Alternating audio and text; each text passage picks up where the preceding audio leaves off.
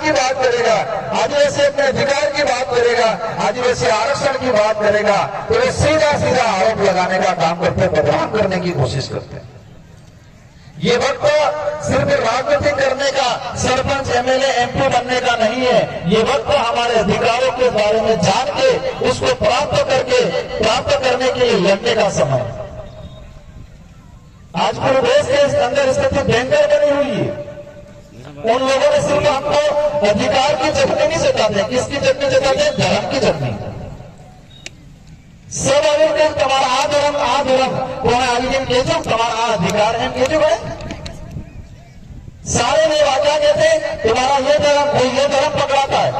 आदिवासियों को कुछ हिंदू बनाते, कुछ ईसाई बनाने लगते हैं। कई इलाकों में आदिवासी मुस्लिम भी बना हुआ, कई जगह जैन भी बना हुआ है। और सबने अपने धर्म का प्रचार करने का काम किया। किसी ने भी आदिवासी समाज के आपके ये अधिकार है, ये अधिकार की बात नहीं की। इसलिए अब ये धर्म की चटनी चाटना बंद कर देना है। हम कोई भी किसी को मानना है माने, कोई दिक्कत नहीं। ये देश का संविधान भी स्वतंत्र देता है कि आपको अपने हिसाब से जिसको मानना है उसको मान सकते हो। अब ये अधिकारों को जानने के लिए पढ़ा लिखा होना जरूरी है। हम सबको संकल्प लेना है। आज आप सबके दिमाग में होगा, एमपी साहब आते हैं कि बिरादरी आली जी के सामुदायिक भवन आली जी ने कदर रोड आली जी देखेंगे, ये भी करेंगे, चिंता नहीं करो। लेकिन महत्वपूर्ण वो नहीं है। महत्वपूर्ण यह है कि हमारे समाज को आत्मनिर्भर कैसे बनाए। और आत्मनिर्भर ऐसे ही नहीं बनेगा, खुद के पैरों पे आत्मनिर्भर होंगे भाई, खुद ने भोगा माते हुए थमानो। हमारे बड़े बुजुर्ग कहते कि जब तक खुद के पैरों पे खड़ा नहीं हो तब तक शादी नहीं करार नहीं देता। तो उसके लिए हमें शिक्षा सबसे बड़ा जरूरी है। अगर शिक्षित नहीं रहेंगे तो अधिकार क्या है पता नहीं चलेगा।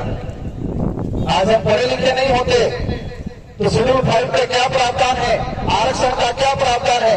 आज लोग हमको कहते हैं आरक्षण, अनुसूचित क्षेत्र के अंदर हमको 45% में बांट दिया, 50% ओपन रख लिया। अधिकतर भर्तियों के अंदर 50% में एक लड़का हमारा नहीं जाता है। हम पुलिस डिपार्टमेंट की देख लें, क्योंकि पुलिस वाले साथी यहाँ जाता है। पुलिस डिपार्टमेंट के अंदर पिछली 6 से 7 भर्तियों का डाटा निकाला मैंने। 50% ओपन कैटेगरी है, उसमें हमारे एसटी कैटेगरी का आदमी, एससी कैटेगरी का आदमी उसको 50% में नहीं जाता। और चला भी गया तो उसकी पदोन्नति उसी कैटेगरी में वापस करते हैं, वो सामान्य कोटे से नहीं करते हैं। ये बात हम जब करते हैं क्योंकि इलाकों बगली की हमके माहौल खराब થઈ गया। हमने आरक्षण की बात करते क्या कहेंगे?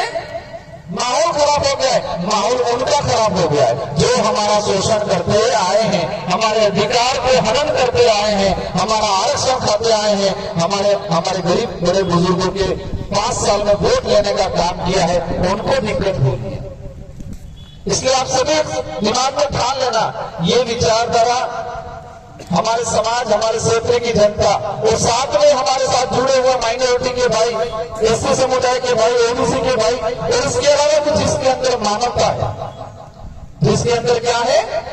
मानवता है, जिसके अंदर जाति को देख के, नस्ल को देख के भेदभाव की नीति नहीं है, उस हर व्यक्ति को साथ में लेके चलने की बात करते हैं।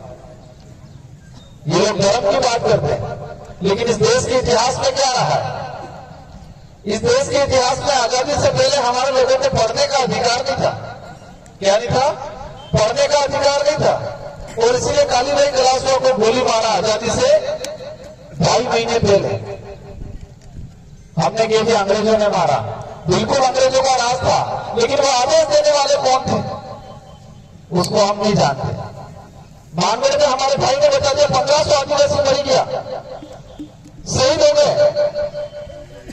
किसने मारा? हम कह रहे अंग्रेजों ने मारा।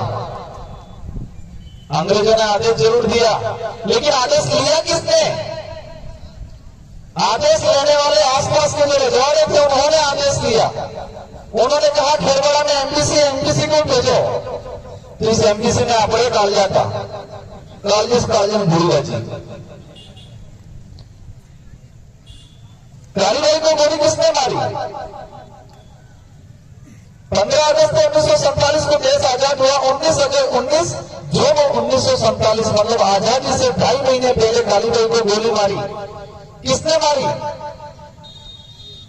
हमने कह दिया अंग्रेजों ने मारी। अंग्रेज 1942 में बोल गए थे आपके देश का संविधान बना लो,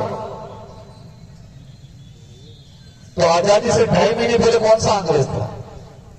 हम अंग्रेजों की तरफदारी नहीं कर रहे हैं, अंग्रेजों ने भी हमारे लोगों का शोषण किया, लेकिन अंग्रेजों के हिस्से में जितना शोषण आता है उनके हिस्से में काउंट करेंगे, दूसरे के हिस्से में जितना शोषण किया है वो आता है उनके हिस्से में गुना व्यक्ति की नहीं, थोड़ा थोड़ा। तो जिसने जितना गुना किया है, और साथ ही कालीबाई को गोली मारने वाले कौन थे?